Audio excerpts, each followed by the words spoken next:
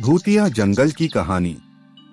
बहुत समय पहले की बात है। एक छोटे से गांव में रहने वाला एक बच्चा रवि था। रवि बहुत ही बहादुर और खुशमिजाज बच्चा था। एक दिन उसके दोस्तों ने उसे भूतिया जंगल की एक अनोखी कहानी सुनाई। कहानी में कहा गया कि गांव के पास एक भूतिया जंगल है, जहां रात में भूतों की आवाजें सुनाई देती हैं। लोग कहते हैं कि जंगल में अगर कोई रात को जाता है तो उसे भूतों की चीखें सुनाई जाती हैं और वहां का सफर बहुत खतरनाक होता है। रवि यह सुनकर बहुत रोमांचित हुआ। उसने अपने दोस्तों से कहा, मुझे भी वहां जाना है, मैं डरने वाला नहीं हूँ।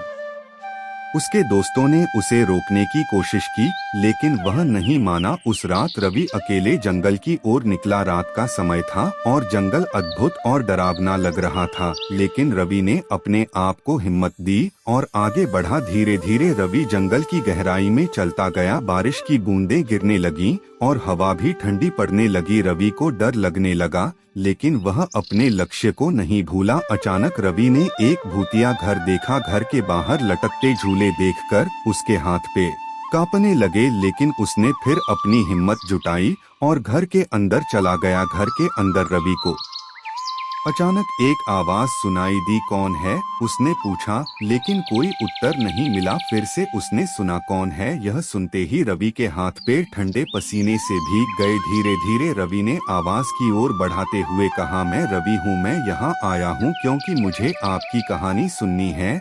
अब उसने एक और आवाज सुनी, तुम्हें डरने की कोई जरूरत नहीं है रवि, हम भूत नहीं हैं, हम एक पुरानी कहानी का हिस्सा हैं। रवि ने देखा कि आवाज आती है एक पुराने वृद्ध भूत की। वह बहुत ही वृद्ध भूत ने रवि को अपनी कहानी सुनाई। वह कहता था कि कई सालों पहले इस जंगल में एक राजा और रानी रहते थे। उनका बेटा युवराज एक दिन जंगल में खो गया था और उसका पता नहीं चला। राजा रानी ने उसकी खोज की, लेकिन वह कहीं भी नहीं मिला। उन्होंने तब जंगल को भूतिया कहा और लोगों को डराने लगे। फिर कुछ समय बाद वह युवराज वापस आया, लेकिन वह एक साधारण व्यक्ति नहीं था, वह एक मजबूत इंसान बन गया था, क्योंकि वह अकेले जंगल में खोया था और उस जंगल में उनसे बहुत कुछ सीखा और खुद को मजबूत बनाया था। जो अब भी इस घर में रहता है, वह वापस कभी अपने महल नहीं गया। लोगों को यह नहीं पता था और वे सोचते थे कि जंगल में भूत हैं। रवि ने भूत की कहानी को सुनकर दुखी महसूस किया। उसने समझा कि लोगों का डर भूत से नहीं बल्कि अज्ञान से है।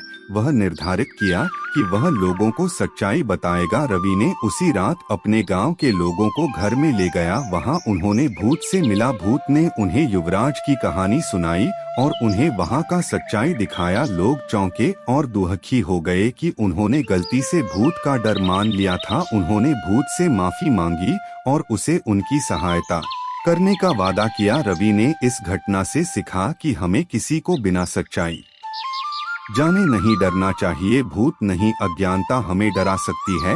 वह लोगों को यह सिखाने का निर्णय लिया कि सच्चाई को जानना जरूरी है और किसी के प्रति उचित रूप से निर्मल और खोले दिल से होना चाहिए। इसके बाद से भूतिया जंगल की डरावनी कहानियों का अंत हुआ और लोगों की यहाँ जाने की हिम्मत बढ़ गई। रवि ने लोगों को सच्चाई का परिचय किया और जंगल की सुंदरता का आनंद लिया। इस अनोखी भूतिया जंगल की कहानी ने रवि को न केवल एक नई दिशा दी, बल्कि उसने लोगों को भी सच्चाई की ओर ले जाने में मदद कर। उसने समझा कि डर केवल अज्ञानता की वजह से होता है और जब लोग सच्चाई को जानते हैं तो वे डर को हरा सकते हैं।